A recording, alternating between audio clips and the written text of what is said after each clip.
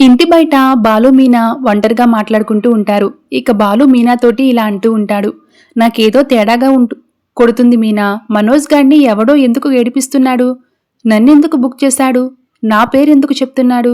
పోలీసులకి చెప్దామంటే రోహిణి వద్దంటుంది. నాకక్కడే డౌట్ వస్తుంది. ప్రతి విషయానికి ఈ పార్లర్ అమ్మ ఎందుకు అడ్డుపడుతుంది? దీన్ని ఇక్కడితే వదిలేయకూడదు.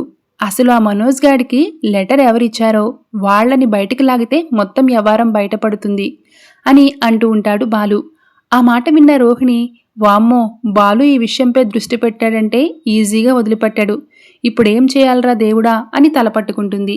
ఇక మరోవైపు మారువేషంలో ఉన్న దినేష్ని వెతుక్కుంటూ గుడికి వెళ్తాడు బాలు. వాడు దొంగ స్వామీజీ. జనం చెత్తకొట్టడంతో పారిపోయారు అని ఊరి పెద్దలు చెప్పడంతో పాటు కొట్టినప్పుడు వీడియోని బాలుకి చూపిస్తారు. అయితే ఆ వీడియోలో ఉన్నది దినేష్ అని తెలియడంతో ఒక్కసారిగా షాక్ అవుతాడు బాలు. ఈ వెధవ మళ్ళీ కనిపిస్తే నాకు ఫోన్ చేయమని గుడి పెద్దలకి ఫోన్ నెంబర్ ఇస్తాడు బాలు. ఇక విద్య ప్లాన్ ప్రకారం బాలు కార్ని బుక్ చేసుకుంటుంది. ఫోన్లో ఛార్జింగ్ అయిపోయిందని బాలు ఫోన్ తీసుకుంటుంది విద్య. బాలుని మెల్లగా మాటల్లో పెట్టి వీడియో పంపించేసరికి కరెక్ట్ టైంకి మీనా నుంచి కాల్ వస్తుంది బాలుకి. ఏ ఫోన్ ఇలా ఇవ్వు అని మొబైల్ తీసుకున్న బాలు, నేనే నీకు కాల్ చేద్దాం అనుకున్నాను మీనా, నువ్వే చేశావు. మనోజ్కి లెటర్ రాసేశాడు ఎవడో తెలిసిపోయింది మీనా, వాణ్ణి పట్టేసుకుంటున్నాను అని అంటాడు బాలు. ఆ మాట విన్న విద్య, ఆ దినేష్ గాడు దొరికిపోయాడు అంటే రోహిణి కూడా దొరికేసినట్టే అని కంగారు పడుతుంది. నువ్వు చెప్పిన ప్లేస్ వచ్చింది దిగు అంటూ విద్యను కారు దింపేస్తాడు బాలు. ఇక విద్య, ఆ దినేష్ గాడు బాలుకి దొరికిపోయాడు, ఆ లెటర్లు రాసింది కూడా దినేష్ గాడే అని బాలు మీనాకి చెప్పాడు, నువ్వు కాస్త జాగ్రత్తగా ఉండు రోహిణి అని రోహిణికి ఫోన్ చేసి చెప్తుంది విద్య. ఇక మరోవైపు ఇంట్లో అంతా కలిసి భోజనం చేస్తూ ఉంటే బాలు వస్తాడు.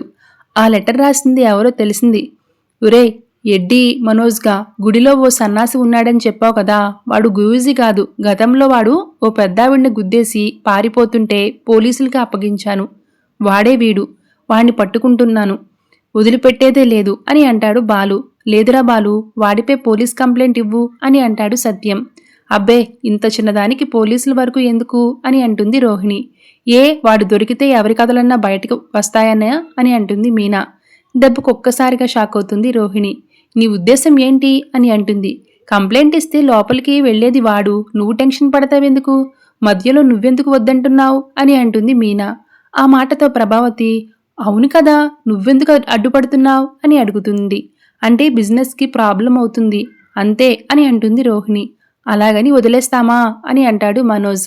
అలా ఎందుకు వదిలేస్తారా, మొత్తం బయటకు లాగుతా. వాడెవడు, ఈ ఇంట్లో వాళ్ళతో వాడికి ఉన్న కనెక్షన్ ఏంటో బయటికి లాగి మరి వాడి గూబ పగలు కొడతాను అని రోహిణిని హడలెత్తిస్తాడు బాలు.